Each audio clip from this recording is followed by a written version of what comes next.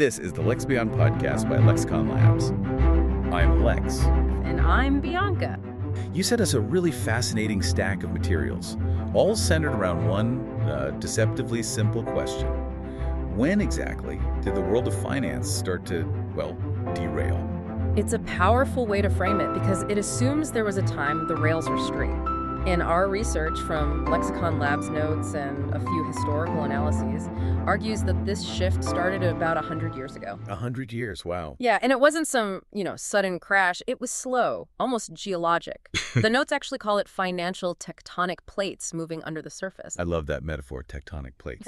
Because the movement is slow, but the earthquake that follows is just massive. Precisely. So our mission today is to find that precise turning point, that first major fault line. And surprisingly, it all seems to center on the biggest figure in modern investing, Ben Graham. Right. Graham's whole career, his entire legacy, was built on creating this rigid wall between two ideas. Investment on one side and speculation on the other. That was his thing. That was his entire thing. But, even with all that clarity, the sources show us that he himself saw some cracks forming really, really early on. And we're talking extremely early. I mean, think about the world Graham saw in 1914.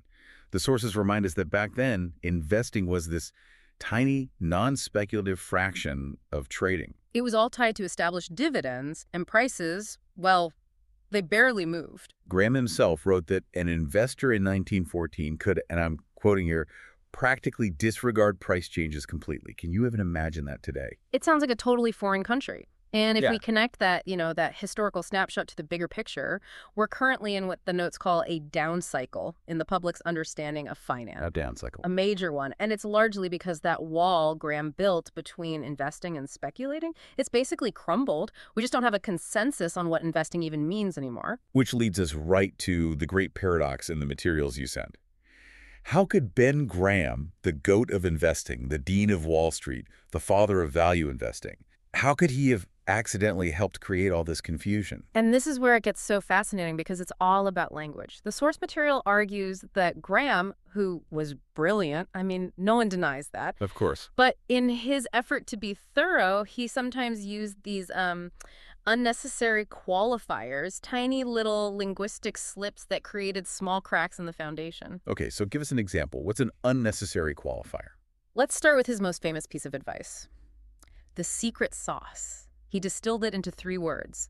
Margin of safety. And we know you, the learner, you're probably familiar with Graham's work, but just for clarity, let's nail down what he meant by that. It's so core to this. Absolutely. So margin of safety for Graham is buying something for a price that is way, way below what your analysis tells you it's actually worth. It's intrinsic value. So it's your cushion. It's your cushion against being wrong, against bad luck, against everything. It is the essential ingredient. Got it. So where does the linguistic slip come in? Well, in that famous phrase, Graham often framed it as the secret of sound investment, margin of safety. The sources ask a simple question. Why the word sound? They argue that if something is truly investing, meaning you did the analysis and you have that margin of safety, then it's inherently sound, by definition. I see. So if you don't have that margin of safety, it's not unsound investment. It's just... It's speculation. It's something else entirely. The word sound is redundant. And the second you add that adjective sound, you're implying that a whole other category of unsound investment could exist. Exactly, which contradicts his whole point. It opens the door for people to later think there are different styles of investing when, for Graham, there was only one right way to do it. And the notes say the same logic applies to the title of his masterpiece, The Intelligent Investor. Right. Why intelligent? Because if you're doing the work, applying that analysis, buying with a safety margin, well, that is the intelligent act. If you're not doing that, you're not an unintelligent investor. You're a speculator. You're just speculating. So these tiny, tiny redundancies, they slowly blurred the definition of the discipline itself. You have these little cracks, but the sources point to one single, much bigger event, the major fracture point. And it's wild because it actually involves Graham's most famous disciple. This is where the historical detective work really kicks in. It gets really interesting. Okay, so Ben Graham is known for one thing above all else. His brand is the father of value investing. It's written in stone. Absolutely. Which makes the answer to this next question, which came from the source material, genuinely baffling. Yeah. How many times did Graham use the phrase value investing in his book, The Intelligent Investor? The answer is 0. 0. Zip. Zilch. Nada. The phrase value investing does not appear. Not even once. Not in any edition that Graham himself published. That just blew my mind when I read that. If he never used the term, how did it become his title? You have to follow the breadcrumbs. You have to look at the book's subtitle over the years. It tells the whole story. Okay, so 1949, the first edition comes out. The subtitle is very descriptive, a guide for the general reader to wise investment practice under today's financial conditions. Very straightforward, very dry. Now jump ahead to Graham's final version, the fourth revised edition from 1973. This is 3 years before he died. Right. The subtitle is a bit punchier, but basically the same idea. The book that has become for thousands the indispensable guide to sound investing. There's that word sound again, but still no value. So Graham dies in 1976. But if you walk into a bookstore today, the cover screams something totally different. That's right. The catchy subtitle we all know, The Definitive Book on Value Investing. That only appeared after he was gone, posthumously. This is the smoking gun. The phrase was literally attached to his legacy after his death. Which is why the sources say he's the father that isn't. He is famous for a term he never even used in his own masterpiece. So the question is, who did it and why? And that brings us to the real acceleration of this whole thing, which the notes pinpoint to around 1986. And it was started by none other than his most famous student, Warren Buffett. The Oracle of Omaha. The irony is just profound. The man who best embodied Graham's principles is the one who cemented the redundant term onto his legacy. So what exactly happened in 1986? Okay, so Graham's last edition was 73. In 1986, the book gets reprinted, but this time it has new packaging. It includes a new preface by Buffett, and this is crucial. It includes his famous 1984 talk, The Super Investors of Graham and Doddsville, as an appendix. And this 1986 version with Buffett's star power attached is where we see the phrase appear for the first time. Visually, yes, on the cover. If you look at that 1986 edition, on the left panel, there's this declaration. The national bestseller on value investing for over 35 years. Wait, so they retroactively branded a book that had been out for 35 years with a term it never once used inside. They did. Now, you have to ask why. Was it Buffett himself? Was it the publisher? The sources argue it was almost certainly a marketing decision. A marketing gimmick. Think about it. It's the go-go 80s. Graham's careful, prudent approach is starting to feel a little, old-fashioned. They needed a punchier label.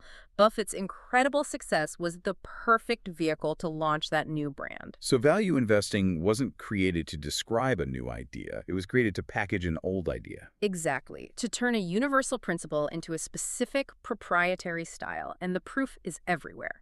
That 1984 talk from the appendix, it's now hosted online by Columbia Business School, where Graham taught. And the subdomain for the website is? Value investing. Of course it is. And in the text of that appendix itself, does Buffett use the term? He does. 3 times. The notes argue that the official introduction of the phrase into Graham's book by his most famous disciple on the cover and in the appendix, that's the fault line. That's the moment the tectonic plates really shifted. And it was maybe nothing more than an incredibly successful marketing campaign. That seems like such a huge claim, though, that adding one word in the 80s could cause financial instability today.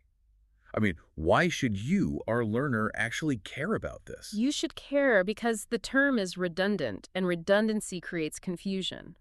By Graham's actual definition, all true investing is value investing. There's no other kind. If you're not looking for value, for that margin of safety, you are, by definition, speculating. The word value creates this false distinction. It creates an illusion. It's a total illusion. The sources use this great metaphor. They liken value investing to the spoon in the Matrix. There's no spoon. There's no spoon. It's a trick of language that makes us think we're talking about one type of investing when we're really talking about all investing, period. But what's the real-world cost of that error? What's the damage? The cost is a total lack of consensus. It leads to regulatory confusion, public distrust. The moment you believe value investing is just one style, it opens the door for growth investing or even meme investing to be seen as equally valid forms of investing. It undermines the whole idea of prudence. Completely. And the sources even draw a direct line from this to our modern regulatory battles. The reason we can't clearly define what an investment contract is today, which is at the heart of so many legal fights. Like with crypto and digital assets. Exactly. The Ripple decision is mentioned specifically. When your core financial language loses its precision, regulators and courts are left trying to define smoke. And it all started, arguably, with this tiny linguistic error that has had these massive, decades-long consequences. Okay, let's just recap this arc for you. We started in 1914. Clear principles. Stable. Then we saw the tiny cracks from Graham's own words, sound, intelligent. Unnecessary qualifier. Then the big one. The 1986 edition of The Intelligent Investor, where the phrase value investing, a phrase Graham never used, gets officially bolted onto his legacy. And with that, prudence was no longer the definition of investing. It was just one style among many. The ultimate takeaway for you here is just how powerful language can be. A simple phrase, even a positive-sounding one, can blur essential lines and just fundamentally change how we understand an entire field. It's a story of how marketing can corrupt even the most rigorous intellectual ideas over time. It really is. It reminds you that the most important concepts are often the simplest ones. Which leaves us with a pretty provocative thought. If just adding one redundant word like value to investing can destabilize an entire financial ecosystem over decades, what other seemingly harmless, superfluous adjectives are shaping our understanding of other complex topics right now, blinding us to the fundamental truth underneath? Consider that question as you look for the margin of safety in your own decisions. And thank you for diving deep with us.